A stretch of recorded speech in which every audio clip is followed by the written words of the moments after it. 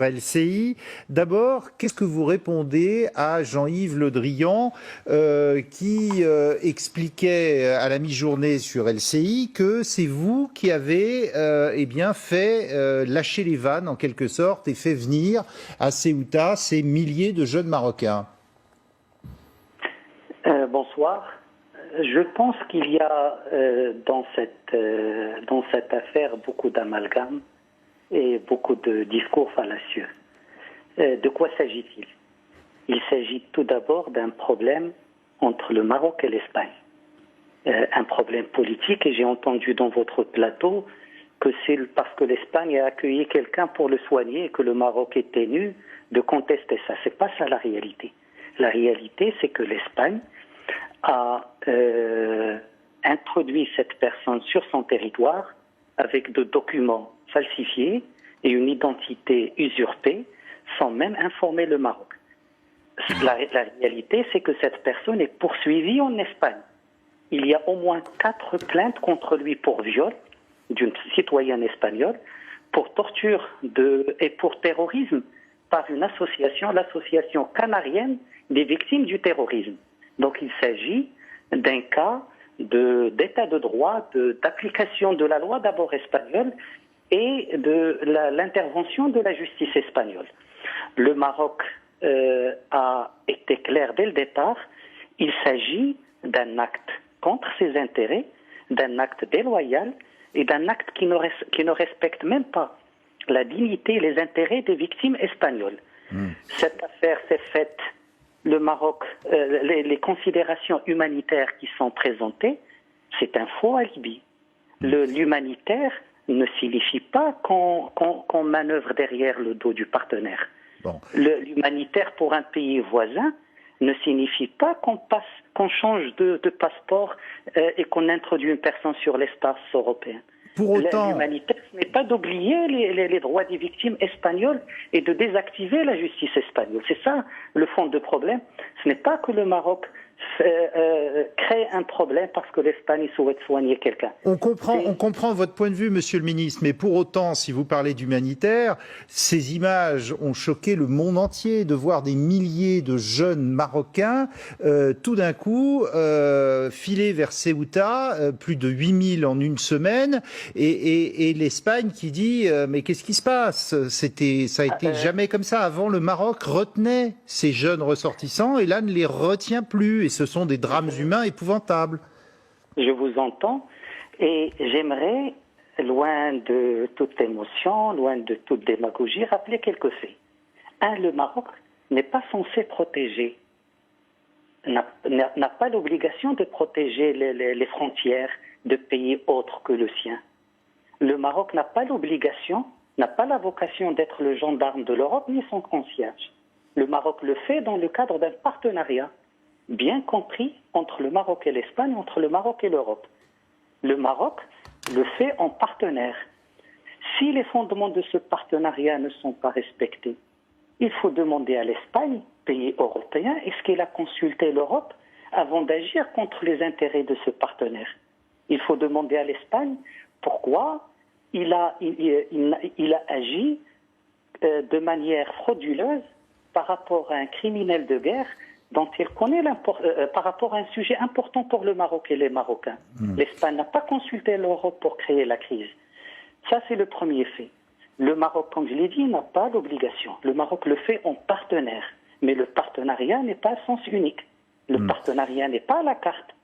Si l'Europe, partenaire du Maroc, considère que la lutte contre la migration est sa priorité, ce partenaire qui est le Maroc a également ses priorités.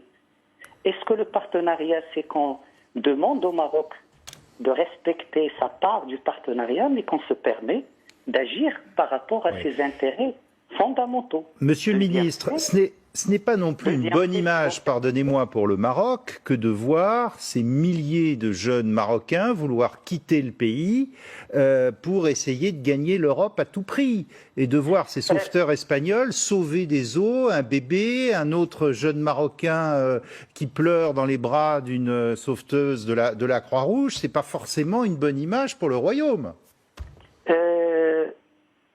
C'est une volonté. La crise migratoire, on en a eu de manière cyclique. Ce qu'il y a cette fois-ci, c'est qu'il y a un contexte où on a voulu surdimensionner tout ça pour détourner l'attention sur le problème réel. Le problème est d'abord bilatéral entre le Maroc et l'Espagne. Vouloir impliquer l'Europe, vouloir européaniser le problème à travers la question migratoire, c'est détourner l'attention. La crise est bilatérale entre le Maroc et l'Espagne. Et sur la question migratoire, le registre du Maroc est bien connu. Je vous donne 4 chiffres. Le Maroc a avorté 14 000 tentatives de migration clandestine en 3 ans. Le Maroc a démantelé plus de 8 000 cellules de trafic d'êtres humains. Le Maroc a avorté 80 tentatives d'assaut sur la ville de Ceuta. Le Maroc a échangé avec l'Espagne plus de 9 000 informations sur la migration clandestine. L'Europe ne s'est jamais souciée de son flanc ouest. Ce n'est pas parce que ce flanc n'est pas utilisé par les mafias de trafic d'êtres humains. C'est parce qu'un pays a mobilisé 20 000 de ses forces de sécurité quotidiennement qui protègent ses côtes. Bon. Monsieur le ministre, dernière... Pas par obligation. On oublie les trains qui arrivent à l'heure pendant des années. Bon. Le Maroc a rempli son obligation en partenaire, pas en contrepartie financière comme je l'entends. Dernière question, monsieur. Rien de l'Europe. Monsieur le ministre, dernière question. Si l'Espagne renvoie ce dirigeant du Polisario, apparemment il se porte de mieux en mieux, il souffrait du Covid, cette immigration des jeunes Marocains vers Ceuta s'arrêtera du jour au lendemain ? L'Espagne se trompe s'il pense qu'en renvoyant ce monsieur, surtout avec les mêmes procédés, que le problème va être résolu. Au contraire, ça veut dire que l'Espagne aurait fait un choix contre les intérêts du Maroc. L'Espagne aurait fait un choix contre ses propres citoyens victimes de ce criminel. Le Maroc en tirera les conséquences. Pour le Maroc, l'Espagne a créé une crise par des actes. L'Espagne, par les actes encore, doit résoudre cette crise. Mais on en sort comment de cette crise, monsieur le ministre, alors ? C'est à l'Espagne de trouver la solution. On ne peut pas manigancer le soir derrière le dos du partenaire et lui demander le lendemain d'être loyal sur les priorités de l'Espagne et de l'Europe. Et je pense que le Maroc est satisfait de sa relation avec l'Union européenne. Le Maroc n'a pas de problème avec l'Union européenne. Le Maroc a un problème avec l'Espagne et par rapport à un sujet particulier créé par l'Espagne sans impliquer l'Europe. Et je pense c'est à l'Espagne de régler ce problème, c'est à l'Espagne de mener une enquête d'abord sur comment ce monsieur est entré, pourquoi on a changé son passeport, pourquoi on a changé son identité et pourquoi on a désactivé la justice par rapport à des crimes abjects qu'il a commis contre des citoyens espagnols. Merci beaucoup. Merci, monsieur le ministre. Nasser Bourita, ministre marocain des Affaires étrangères, d'être intervenu ce soir en direct sur LCI. Restez avec nous. On se retrouve dans un instant pour parler de quoi ? Eh bien, pour parler du président.